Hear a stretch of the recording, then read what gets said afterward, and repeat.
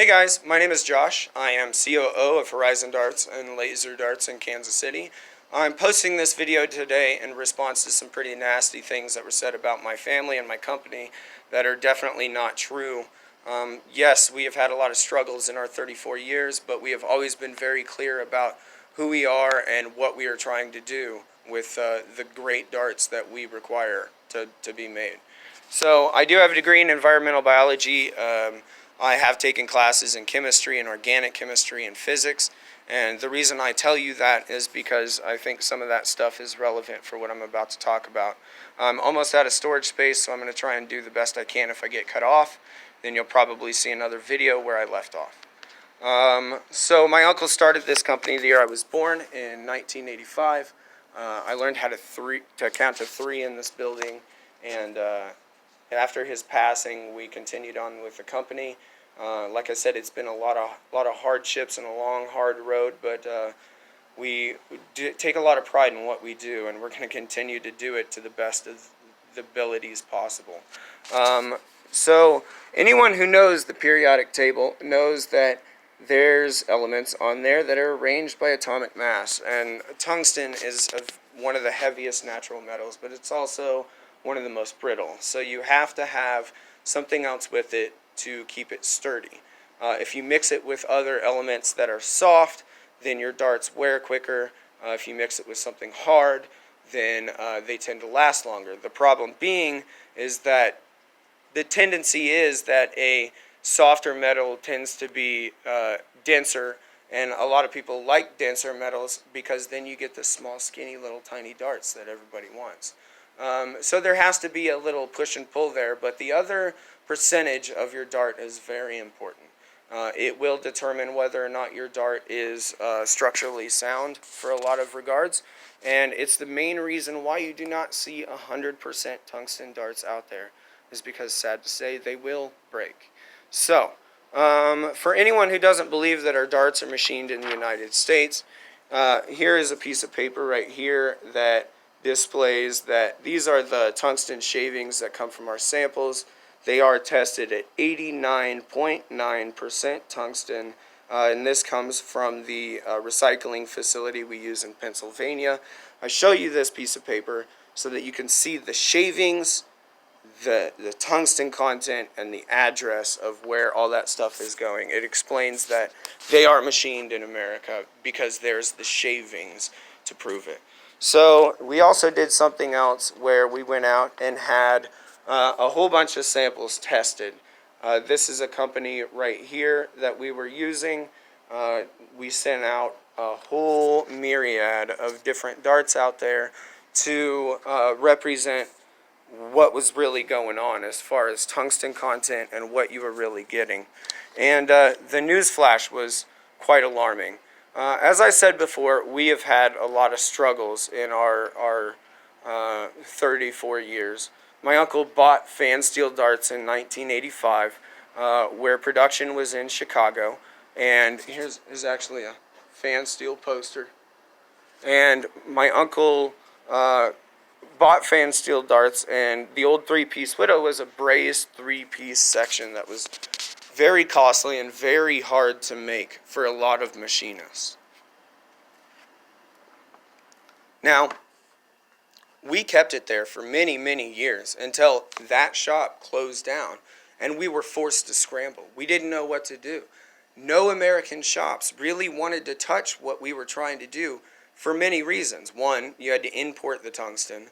Two, it's a very difficult process to do correctly whenever you're trying to get everything super precise with a varying grade of tungsten and having it be precise every time. I commend the people that do it well. Third, though, was the issue with the wearability on the machines. It does wear down the machines. So we were forced to scramble.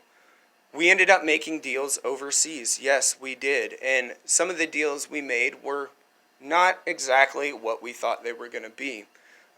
We did have a whole lot of issues after that from a whole lot of different things. Every year we post BLEM sales about darts that were machined improperly, and here's just an example of all of these darts right here are BLEM darts where they've been machined improperly. That one, for example, is a whole bag of darts that were not knurled properly. And all of those darts are internationally made. It is a very difficult process. The knurling process is definitely a delicate process. It can never get done right. So we had a lot of issues with definitely a lot of variation, not only in the design itself from what it was supposed to be, but a variation in weight. And we have a lot of high standards here that those were definitely not meeting. So we had to do something about it. Yes, we brought production back into the United States after back and forth trying to find companies that just definitely weren't meeting the mark, and just it was a catastrophe. Eventually we found a company here in the United States that had a machinist that was above anything I had ever seen before. The precision is immaculate. The precision to detail is just incredible. And now every single run I have comes out right on the mark, within probably a half a gram or less variation within an entire run, which is pretty remarkable. We match our darts within 0.5 grams, 0.05, so 5/100ths of a gram. So that's really important. So I told you that we went out and had a bunch of barrels tested. Well, what we got back was quite alarming. Once we brought them back to the United States, we had found that things were changing very much so, that we weren't having the issues with the breakage and the variability, that something was just different and that we wanted to know what it was. So we went out and had them tested. Not only did we have our darts tested, but we had the darts tested of almost every single other dart company out there in the world. That was, well promoted. Let's put it that way. So what I have here is that sheet. And if you look at it, if you look at the top, here's our Silver Widows. You have your old Widows, where we got kicked out of the United States for a while, where they were supposed to be 90% tungsten, that were coming back at 52% tungsten. Then you have our laser darts, the new barrels that were being machined, that are supposed to be 90% tungsten. As you can see there, we're much closer, 88, 89, 86% tungsten. Now, there is a variation in there of 2% that is allowable. So, yeah, I get it. That's not exactly 90%. Some of them were definitely machined with older stock, it looks like. So, then you go down the line here. And the reason I blacked out all these people here is because I'm not into slandering people. And a lot of these people I don't even think know what is going on. But if you look down the line here, all of these things that are advertised at, let's say, 90%, 74%, 90%, 76%. How about a 95% tungsten dart advertised that's 84%? None of your darts are coming out the way they are. None of them. Look at this. 80% coming out at a 46%. These are all your international darts. But wait, what's this one down here that's not blanked out? That's Bottleson. What is Bottleson? Bottleson is advertised 90%, coming out at 90% and 89% tungsten. Good for you. Good for you, Bottleson. Obviously, you guys got your stuff together. Good for you. Now, this is pretty remarkable stuff. We think that a lot of these people don't even know what's going on.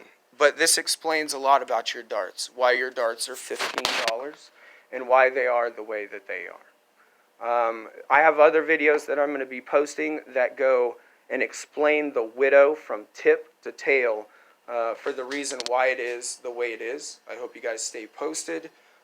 Again, we're going to present as much as we can to you with still protecting the people that we care about. So, later guys. Thank you. Tune in.